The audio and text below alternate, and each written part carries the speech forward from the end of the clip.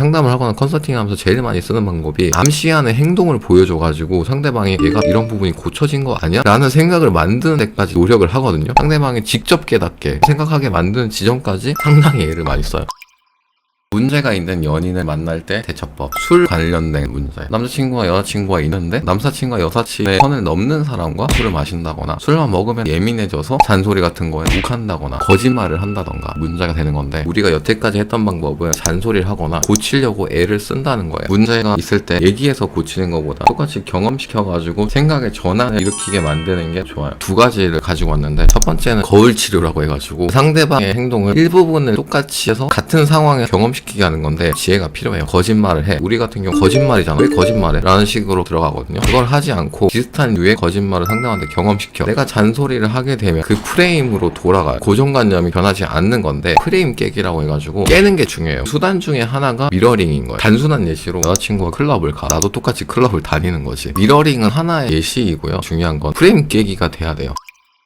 두 번째는 훈련시키는 방법인데, 밀턴 에릭슨 책에서 발췌한 내용이에요. 상담사랑 내담자가 있었어요. 상담을 하는 이유가 남편이 언어폭력이 심하고 기분파에다가 변하지 않을 거다. 있는 그대로 받아들일 수 있을까라는 주제로 상담을 했어요. 상담사가 그 말에 동의를 못하겠다. 상대방이 급한 성질과 폭력성을 바꿀 수 있다고 생각한다. 내담자 같은 경우 반대를 하겠죠. 내 남편은 절대 안 변할 거다. 상담사가 자원 활용을 많이 하는데, 자원 활용이라는 게 프레임 전환이죠. 중심 주제를 바꾸는 거. 여자분의 직업이 동물원에서 말을 다루는 사람이에요. 제가 듣기로는 말에 대해서 전문가라던데 맞나요? 네, 말을 다루는 직업을 하고 있고 말이랑 있을 때는 행복하고 편하네요. 상담자가 얘기를 하죠. 절대 말을 듣지 않는 말을 데려오면 훈련시킬 수 있나요? 여자분이 확신에 찬 눈빛으로 세상에 나쁜 말은 없어요. 만약에 훈련이 불가능하다면요? 여자분은 인정할 수 없어요. 훈련이 불가능한 말은 없어요 라고 하는 거죠. 말을 어떻게 훈련시키는지 질문을 하니까 훈련시키는 4가지 원리를 설명해요. 여기서 자원을 얻는 건데, 자원을 활용해서 남편의 문제를 바꾸는 소스를 주게 되는데, 첫 번째는 1시간 이상 가르치지 말 것. 5분 만에 말을 훈련시킨다고 해도 55분 동안 안 가르치는 거. 정해진 분량만 수업하는 거. 두 번째, 내가 기분이 나쁠 때 훈련시키지 않고 다음날 훈련시키는 거. 세 번째, 컨디션이 안 좋고 동화가 되지 않을 때 진행하지 않는 거. 네 번째, 선택한 방법을 꾸준하게 밀고 나가는 거. 상담사가 좋은 방법이네요. 남편한테 똑같이 2달 동안 하세요. 그리고 나서 안 되면 다시 오세요. 2달 뒤 상담은 오지 않아요. 해결이 됐다는 거죠.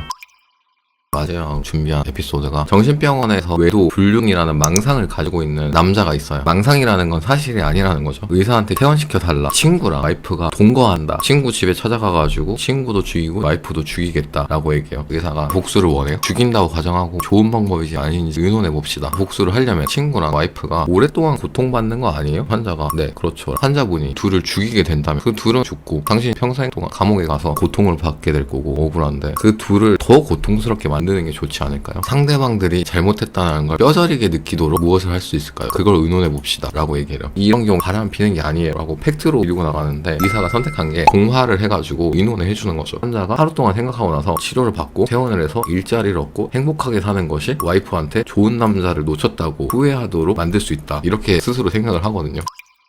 믿는 망상을 실제라고 나도 생각하면서 최고의 복수를 의논을 해주는 거죠. 스스로 결정을 내리게 되는데 결정 자체가 긍정적인 거고, 이게 프레임 깨기예요. 만약에 의사가 제안해가지고 최고의 복수는 성공적으로 치료를 받고 퇴원해서 일자리를 얻고 행복하게 살면 당신의 와이프가 후회하겠죠. 그게 진짜 최고의 복수 아닐까요? 라고 제시를 해버리면 환자는 다시 거부감을 가져요. 많이 하는 실수가 나 이제 변했어 라면서 일거 항목을 요약하거든요. 이렇게 제시를 하는 순간 상대방은 거부감을 가져요. 상담을 하거나 컨설팅하면서 제일 많이 쓰는 방법이 암시하는 행동을 보여줘가지고 상대방이 얘가 이런 부분이 고쳐진 거 아니야? 라는 생각을 만드는 데까지 노력을 하거든요. 상대방이 직접 깨닫게 생각하게 만드는 지점까지 상당히 애를 많이 써요.